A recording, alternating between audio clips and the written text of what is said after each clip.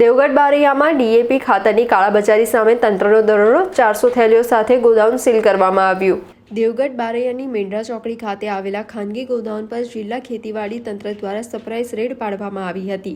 દરોડા દરમિયાન સહકારી મંડળીમાંથી બારોબાર ખસાડેલી ડીએપી ખાતરની 400 ગેરકાયદેસર થેલીઓ ઝડપી પાડવામાં આવી હતી।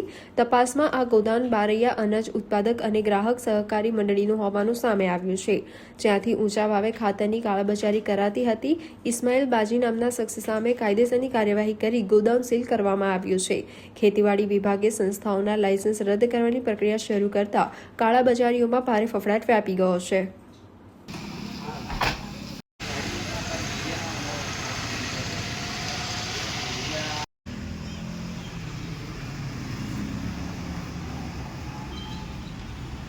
નમસ્કાર, હું સીએમ પટેલ, નાયબ ખેતી નિયામક વિસ્તાર દાહોદ।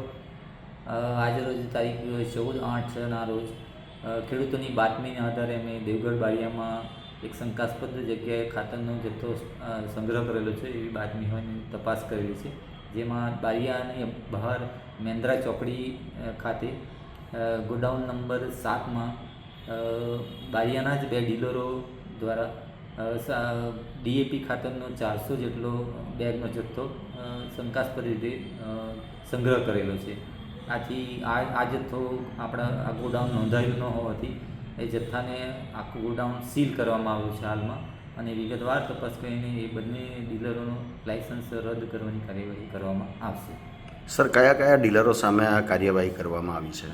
આ બારિયામાં જે 2 ડીલરોએ જે આ ડીએપી સંગ્રહ કર્યો છે, એક છે બારિયા અનાજ ઉત્પાદન સહકારી મંડળી છે, અને બીજું બારિયા વિભાગ ખેડૂત ગ્રાહક સહકારી ભંડાર। આ 2 સંસ્થાઓ છે ખાતર વિતરક।